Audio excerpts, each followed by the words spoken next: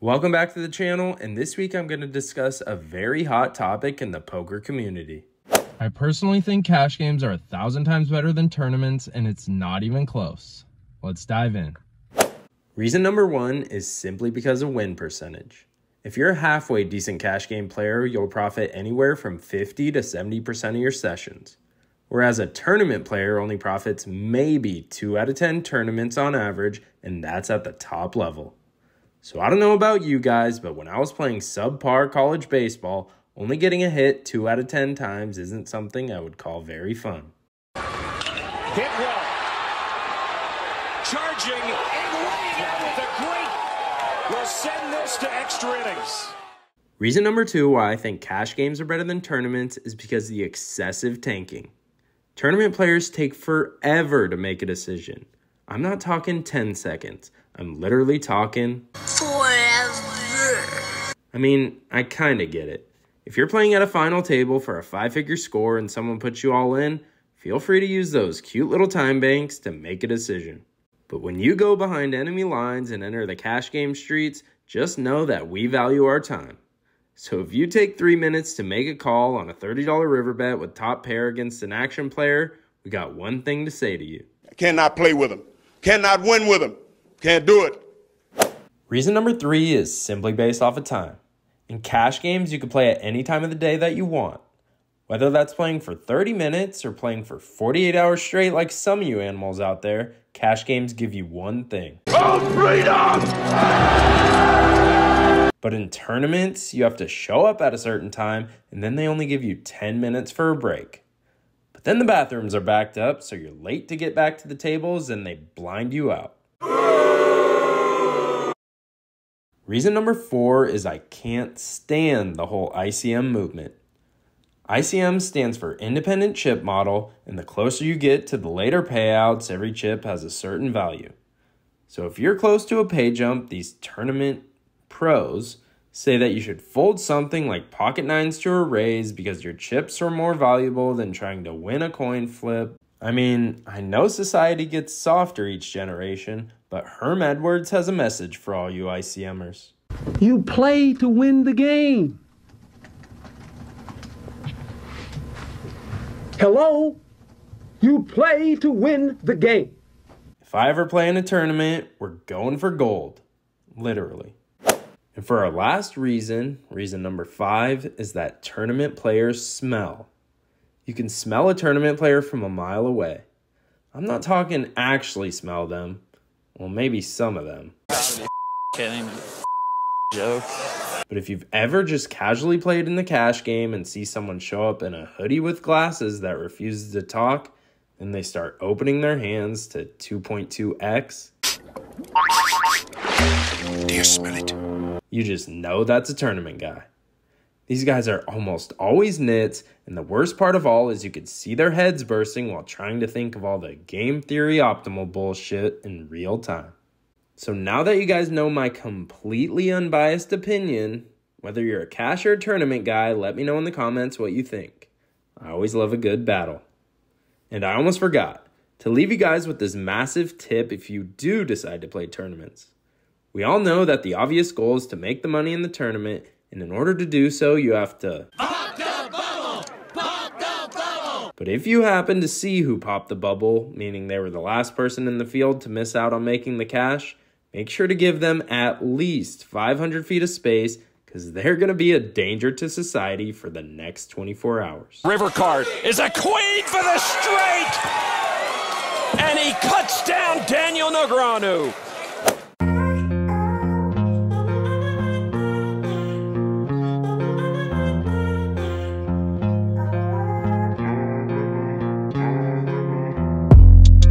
So we're back at Capital Casino for a 1-3 match stack game, and we buy in for our usual $500 stack. Action gets started right away when there's 2 limps to me, and I raise Ace-Jack offsuit to $20 from the cutoff. Only the under the gun limper puts in the call, so we're going heads up to a flop of 10-7 deuce rainbow. With 2 overcards and $40 in the pot, I throw out a $20 bet to either take it down now or set up a double barrel on the turn. He quickly puts in the call, so with $80 in the middle, we're looking for any Broadway card to value bet or semi-bluff with, but instead the board pairs with the 7 of clubs. After our opponent checks, there's 0 point in betting since I have 0 fold equity against any of his holdings, so I check it back and the river peels off the Jack of Hearts, giving us top pair, top kicker. But now our opponent leads out for $45 and I go into a mini tank. Believe it or not, but I was actually not a fan of this card because this card makes a lot of our opponent's hands. He's obviously not calling the flop bet with air, so this card could give our opponent a straight with 8-9, 2 pair with Jack-10, or he could have had us drawing dead on the turn already with the 7. But I don't drive all the way to the casino to fold top pair, top kicker on this board, so I put in the call and our opponent turns over Jack-10 offsuit with top 2 pair, and we get owned right off the bat. Nice. I had on $200 immediately, so we're into the game for $700 total. In this next hand, I open the best hand in poker, which is the bullets, pocket aces, to $15 in early position. Guy to my left puts in the call, and so did the cutoff, button, and big blind. So we're going 18 ways to a flop like we always do at Capital Casino, and the flop comes out Queen 5-3 with 2 spades, giving ourselves an overpair. With $75 in the pot on a pretty connected board, I start off with a $55 bet looking to get value from any Queen X holding or a flush draw, and just the neighbor to our left puts in the call. He's been playing pretty straightforward, and when there's people left to act behind you, you usually have to play a pretty tight range. So he probably has a queen or a flush draw and not much else. Everyone else gets out of the way, and we're starting to build a pot when the turn comes out the 4 of diamonds, putting 2 flush draws on the board. 6, 7, and ace deuce get there for the straight, but besides that, not much should change. I should still have the best hand the majority of the time, so I continue the aggression and bet $125 looking to charge all his draws and get value from any pair. But our opponent flashes me a queen and tosses it in the muck. Gotta give credit to him for a solid fold because he probably knows I'm not betting into 4 people on the flop and continuing on the turn with a hand worse than his. Yeah, we do that. So we battled back to get our stack close to the even mark, and for this hand we throw on the $6 straddle. 2 players that have been super active call the $6, and I check my option with 7-4 offsuit. With pennies in the pot, the flop comes out 6-5-4 rainbow, giving us a pair and an open-ended straight draw. I start off with a check, the cutoff checks, but now the button bets $25. As crazy as it sounds, I could honestly fold here and not lose any sleep over it, because if our straight hits, our hand will be face up. But I decide to stick in the call, and so does the cutoff, so we're going 3 ways to a turn, and the dealer puts out the 2 of hearts. I check and flow, the cutoff checks, and now the button slows it down and checks it back. I think he must have some type of showdown value that wanted to see a free card. So we go to a river, and it comes out the 7 of spades, giving us a very disguised and exciting 2 pair. But since there's a one-liner to the straight, I start off with a check, and now the cutoff takes matters into his own hands and bets $75. The button mucks right away, so he probably didn't have much, but now I have a decision.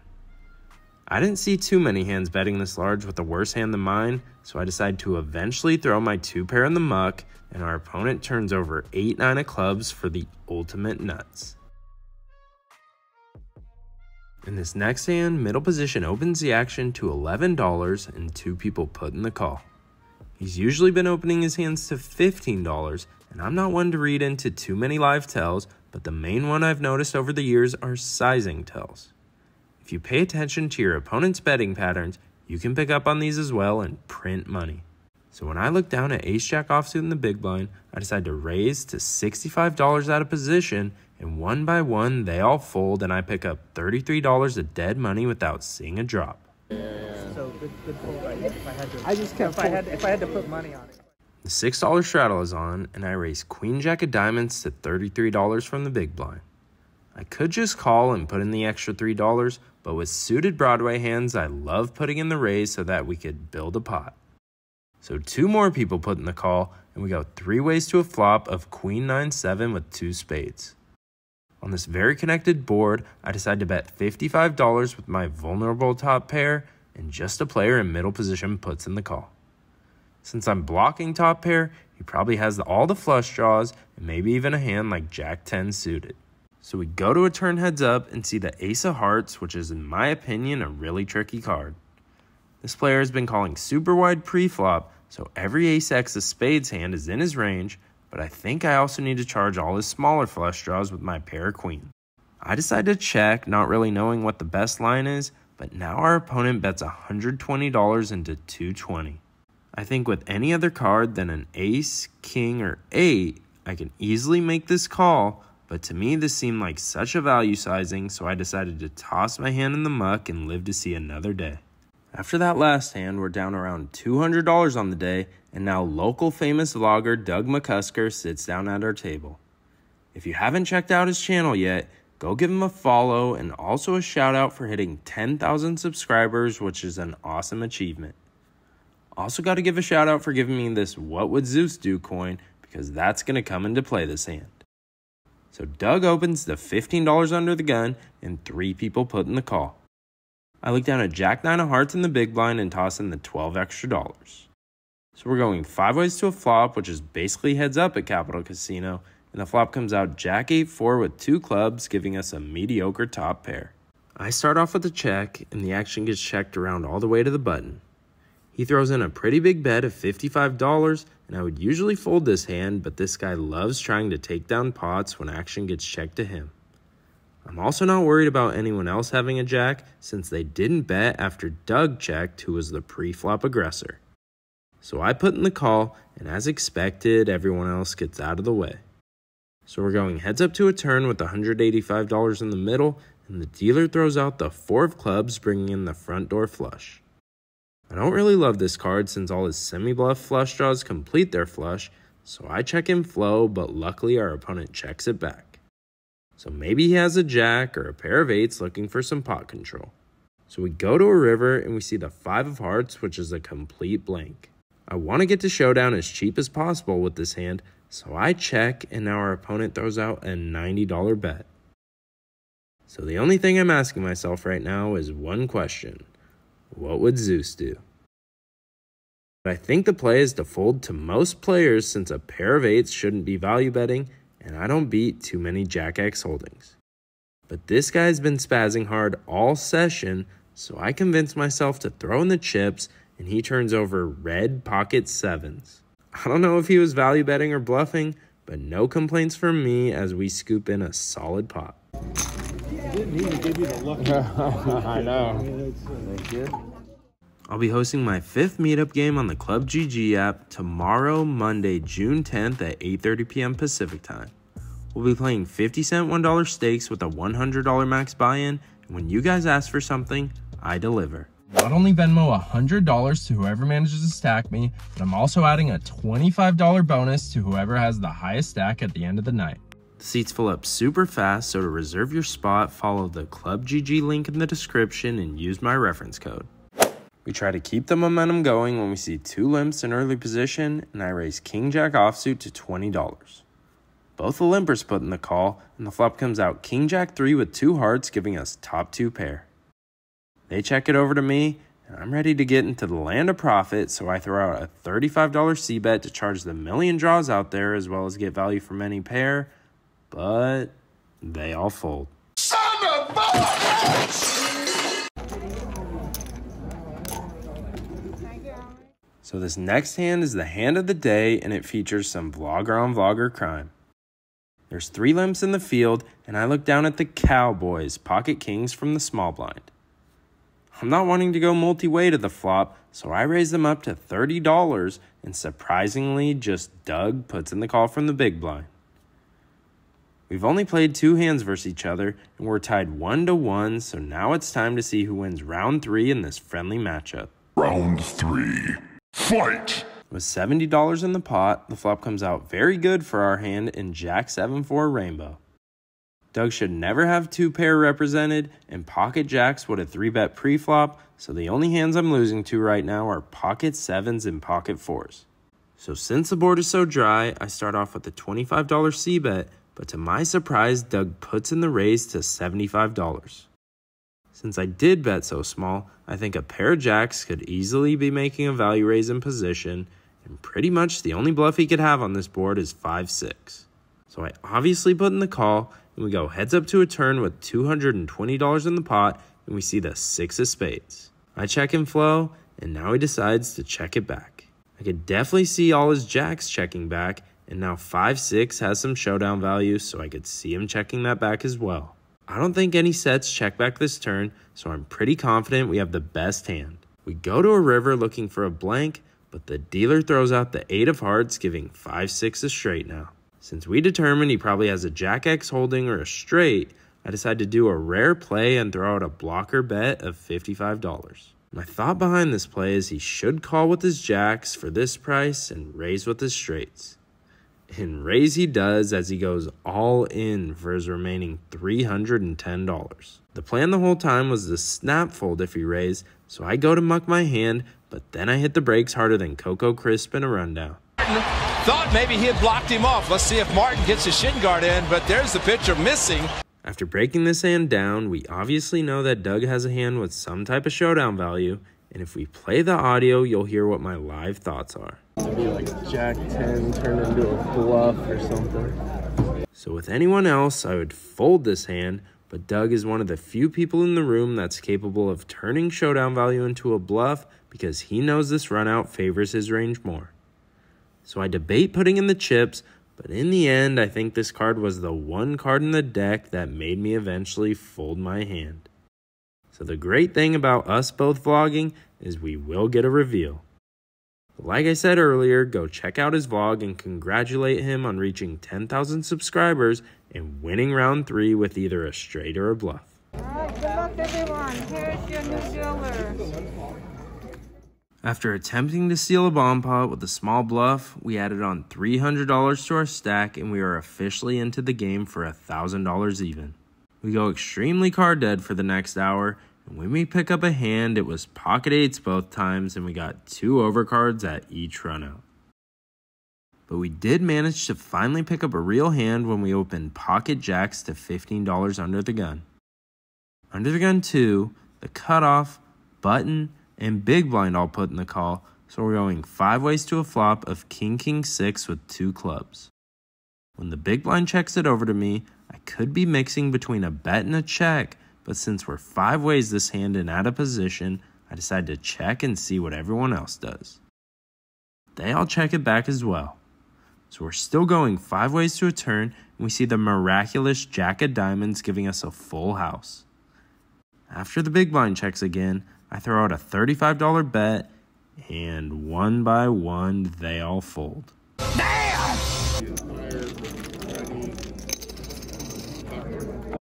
So after finally picking up a hand after an hour of card deadness, 2 o'clock hit, which is when I always leave, so let's get to the outro.